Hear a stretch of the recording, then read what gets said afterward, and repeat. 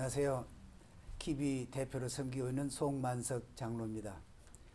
지금까지 위대하신 하나님이 택하신 백성 이스라엘을 이스라엘의 하나님으로서 다시 전 세계에서 모아드리고 또 부르시고 또 나라를 회복하시고 또 그들이 예수님께 돌아오도록 하신 이 위대한 일을 하고 계시는데, 유대인들이 그 땅으로 돌아가는 것, 알리야가 곧 새로운 선교의 방향이다. 이걸 지난번에 말씀을 드렸습니다. 그래서 오늘은 성경을 우리가 이해하는데 역사적으로 조금씩 변해온 것에 대해서 함께 좀 나눠보고 싶습니다.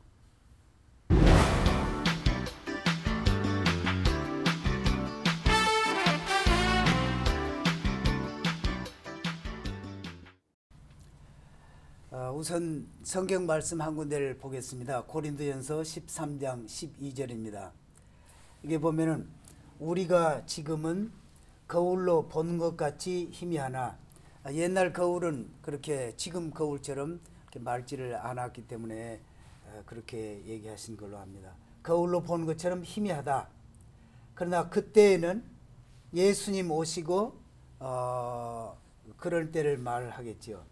얼굴과 얼굴을 대하여 보듯이 아주 분명하게 확실하게 아는 그런 때가 온다. 지금은 내가 부분적으로 알지만은 그때는 주님께서 나를 아신 것 같이 내가 온전히 알게 될 것이다. 이렇게 말씀하십니다. 그래서 참 우리가 성경 말씀을 읽을 때 깨닫는 것이 사람마다 다르고 또 시대마다 다르고, 그래서 내가 이해하는 것이 절대적인 것처럼 그렇게 하는 태도는 성경적으로 봐서 참 조심해야겠다, 그런 마음이 듭니다.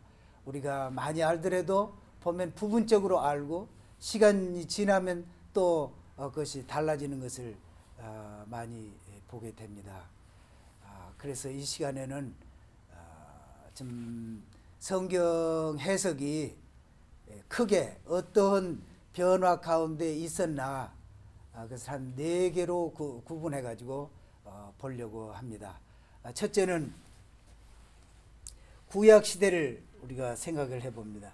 구약 시대에는 유대인들이 그렇게 성경을 많이 연구하고 배우고 가르치고 또 매일 머리에 이렇게 이마에다가 말씀 붙이고 다니고 손목에 붙이고 다니고, 집에서 나올 때도 말씀을 이렇게 손을 대고 나오고 회당에 가서 먹고 다양하게 말씀을 연구했지만은, 그러나 그들이 결정적으로 몰랐던 것은 메시아가 오시면은 첫 번째 오시면은 메시아가 오시는데 첫 번과 두 번에 나누어서 오신다.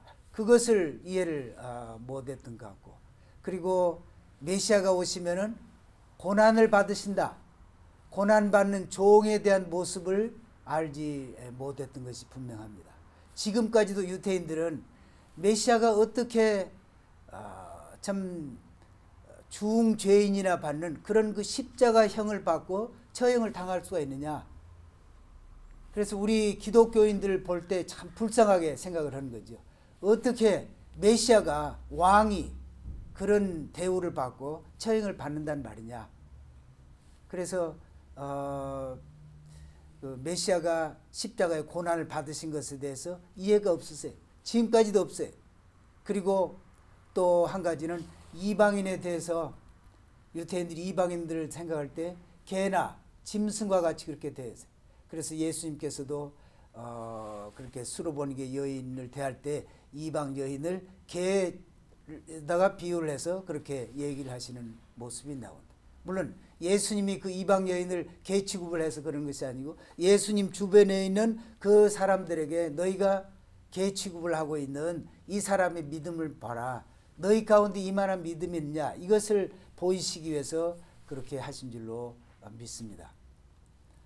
아무튼 유대인들은 처음에 복음을 받았을 때에도 예루살렘에서부터 시작해서 온 유대와 사마리아 땅까지 복음을 전하라 그랬지만은 사도들이 나가서 회당에 가서 복음을 전하는데 예루살렘에서 거기에서 흩어져서 이방 나라로 가서도 회당에 가서 유대인에게만 복음을 전합니다.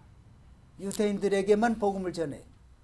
그런데 그들이 그렇게 심하게 반발하고 또 거절하고 잡아 죽이려고 하니까 사도 바울이 기도하는 중에 하나님께 계시를 받으신 것 같아요. 내가 너를 태 짓기 전부터서 이방의 사도로 이렇게 세웠다.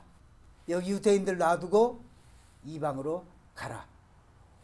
사도 바울은 유대인 전도하고 싶어서 내가 생명책에서 지워지고 내가 저주를 받아서라도 우리 동족 유대인들이 구원받을 수만 있다면은 그렇게 되기를 바란다. 그렇게까지 간절한 마음으로 유대인들 전도하고 싶지만은 지금 하나님께서 돌려서 이방으로 이렇게 향하게 하신다고. 그래서 할 수 없이 이방으로 가신다고. 물론 유대인들 생각에, 믿는 유대인들 생각에 예수님이 예루살렘과 온 유대와 사마리아 이렇게 말씀하셨으니까 우리 유대인들이 먼저 다 구원받으면 이방 전도하는 것은 쉽게 될 것으로 생각을 해서 그렇게 하셨는지는 모르지만은 유대인들이 처음에 가는 데마다 회당에서 유대인에게만 복음을 전하는 그런 것을 볼 수가 있어요. 그것이 구약시대 유대인들이 크게 알지 못했던 것. 메시아가 오면은 고난을 받으신다. 그걸 모르는 거예요. 그러나 예수님 가시고 20세기 동안에는 교회 시대라고 우리가 볼 수가 있을 텐데, 교회 시대는 성경 말씀을 많이 연구를 해서 보니까 아하, 메시아가 처음 오면은 고난받는 종으로 오시는구나. 인자, 고난받는 종, 메시아 다 같은 인물이구나 하는 걸 연구를 통해서 잘 알고 있습니다. 그래서 신약 시대를 한마디로 말하면은 이방 교회가 이스라엘을 대신했다. 그리고 이스라엘을 육신적인 이스라엘 아브라함 후손들 성경에서 재놓고 온 시대가 바로 이 신약 시대라 이렇게 말할 수가 있습니다.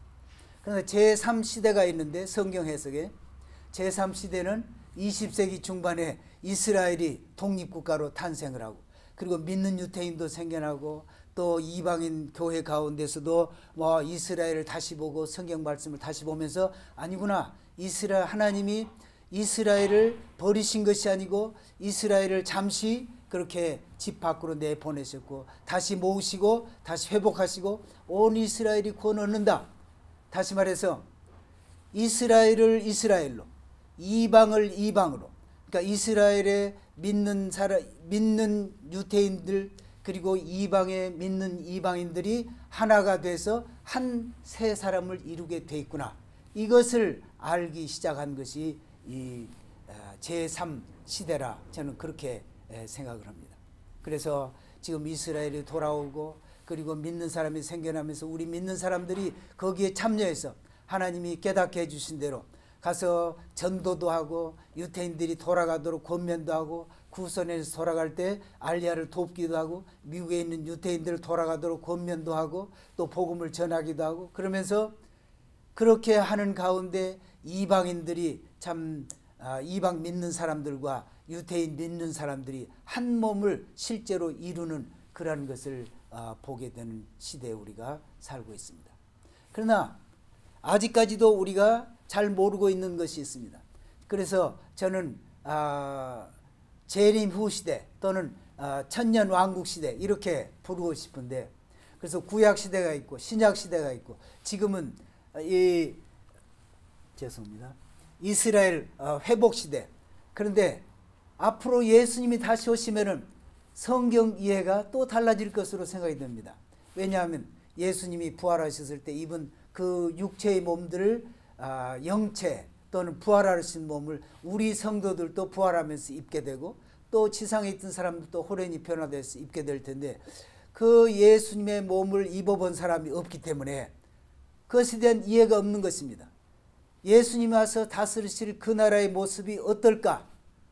거기에 관련된 그 말씀들이 있지만은 분명하게 아직 이해하거나 해석할 수가 없는 것입니다. 막연히 그렇게 되겠지. 그리고 구체적인 내용은 알지 못하고 그냥 생각과 추상적인 얘기만을 하고 있는 것입니다. 물론 잘못해가지고 거기서 이단 사설도 나오기도 하겠습니다만은 아무튼 예수님이 다시 오시고 그리고 우리가 예수님과 얼굴과 얼굴을 대해서 보고 그리고 말씀에서 이루어지라는 것이 구체적으로 이루어지는 그 좋은 세상을 만날 때는 성경에 대한 이해도 더 분명하고 확실하게 될 그런 시대가 될 줄로 믿습니다.